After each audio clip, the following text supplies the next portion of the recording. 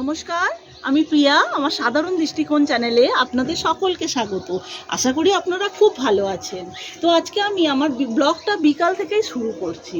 দেখুন, সারা সকালবেলা থেকে খুব রৌদ্রোজ্জ্বল ওয়েদার থাকলো, আর তখন মনে ছিল যেন শরৎকাল, কিন্তু এখন দেখুন আকাশের মুখ আবার ভার হয়ে যাচ্ছে, মনে হচ্ছে যেন বর্ষাকাল। তো আমি ভাবছিলাম যে আজকে একটু মার্কেটে বেরোবো, কিন্তু বৃষ্টি আসবে আসবে করছে। তো আমি মনে করছি এখন বরঞ্চ রাত্রিরে রান্নাটাই সেরে ফেলি। রান্নাঘরে চলে এসেছি ওই রাত্রিরে ডিনারের জন্য, যে একটা কিছু বানিয়ে নেব। তা আমি আজকে ভাবলাম যে এই বৃষ্টির যখন ওয়েদার, তাহলে একটা আচারি আলুর দম বানিয়ে ফেলি। তো আচারি আলুর দম সেই জন্য বানিয়ে নেব। তাই আলু কেটে বাদবাকি যে মশলা উপকরণ লাগবে সেগুলো আমি রেডি করে নিয়েছি। তার প্রথমেই আমি কড়াটা বসিয়ে আমি প্রথমেই শুকনো খোলায় একটু মৌরি আর একটু ধনে প্রথমে একটু নেড়ে চেড়ে নেব। শুকনো খোলাতে নেড়ে নেব, একটু নেড়ে চেড়ে নিচ্ছি, একটু হাফ ক্রাশ করে নেব। এবার একদিকে আমি আলুগুলোকে প্রেসারের মধ্যে দিয়ে দুটো সিটি দিয়ে নেব। এই যে ধনে আর মৌরিটাকে আমি হাফ ক্রাশ করে গুঁড়ো করে নিয়েছি।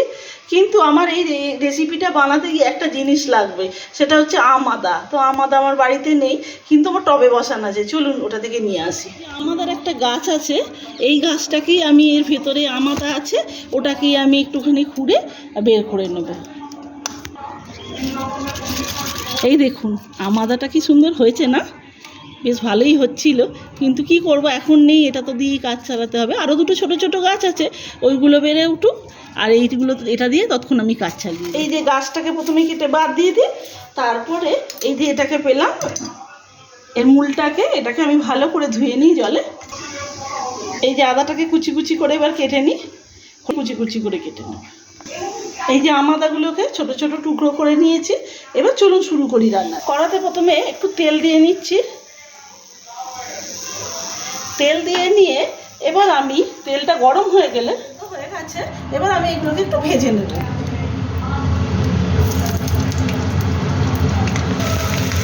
আলুগুলোকে হালকা ভেজে নিয়েছি, এবার আমি এগুলোকে নামিয়ে নেব। এবার আর একটু তেল দিয়ে নিই, তেল দিয়ে এতে ফোড়ন দেব।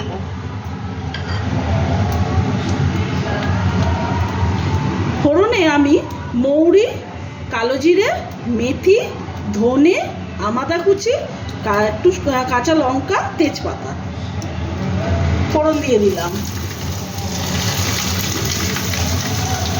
সুন্দর গন্ধ বেরোলে এবার এর মধ্যে দিয়ে দেবো আমি একটু হিং।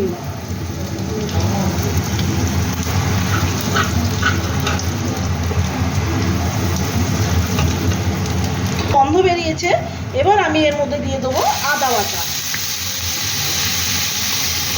আদা বাটাটা দিয়ে খুব ভালোভাবে এটা কষিয়ে নেব। এটাকে নাড়াচাড়া কিছুক্ষণ করে এর মধ্যে আমি দিয়ে দেবো একটু টমেটো বাটা।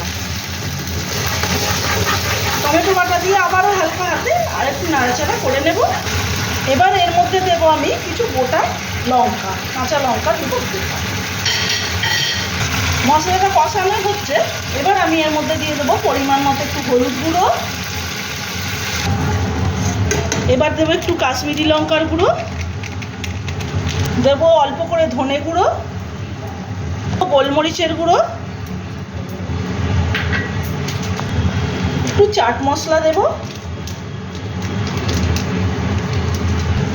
খুব সামান্য পরিমাণে একটু আমচুর পাউডার দেব, দিয়ে মশলাটাকে একটু ভালোভাবে কষিয়ে নেব।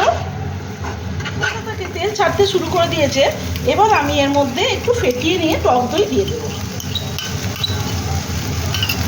দিয়ে আরও মশলাটাকে নাড়াচাড়া করবো।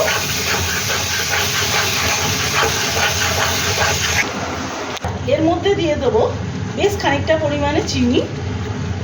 একটু টক ভাব আছে তো, তার জন্য একটু চিনিটা একটু বেশি লাগবে, টক মিষ্টি এই রান্নাটা হবে। আর দেবো পরিমাণ মতো নুন, দিয়ে আরও ভালোভাবে নুন মিষ্টিটাকে এর সাথে মিশিয়ে নেব। আর আলুগুলো এবার এর মধ্যে দিয়ে দেবো। এবার ভেজে রাখা আলুগুলো আমি এর মধ্যে দিয়ে দেবো, দিয়ে আলুগুলোকে আমি এর সঙ্গে ভালোভাবে মিশিয়ে নেব। এবার আমি আলুটাকে সেদ্ধ করেছিলাম তার যে জলটা ছিল ওই জলটা আমি চিপিটা দিয়ে ফুটিয়ে দেবো। ঝোলটা ফুটতে শুরু করে দিয়েছে। এবার আমি ওই যে মৌরি আর ধনেটা হাফ ক্রাশ করে রেখেছিলাম ওইটা কিছুটা ছড়িয়ে দেবো এর উপর। এই যে এবার গ্যাসটা বন্ধ করে দিয়েছি। আচারি আলুর দম আমার রেডি হয়ে গেছে। এটা নিরামিষ দিনে যে কোনো লুচি পরোটা সবের সাথেই বা পোলাওয়ের সাথেও এটা খুব ভালো জমে যাবে। আর রেসিপিটা নিরামিষভাবেই বানানো, বা কেউ চাইলে এটাকে পেঁয়াজ আদা রসুন দিয়েও করতে পারে, কিন্তু আমার মনে হয় নিরামিষভাবেই খুব ভালো এটা হবে। আজকে মতো রান্নাটা এখানেই আমি শেষ করছি। আমার এই রেসিপিটা যদি আপনাদের ভালো লাগে তাহলে আমাকে একটা লাইক দেবেন, কমেন্টে জানাবেন কেমন হয়েছে, শেয়ার করবেন, চ্যানেলটাকে সাবস্ক্রাইব করবেন। নমস্কার।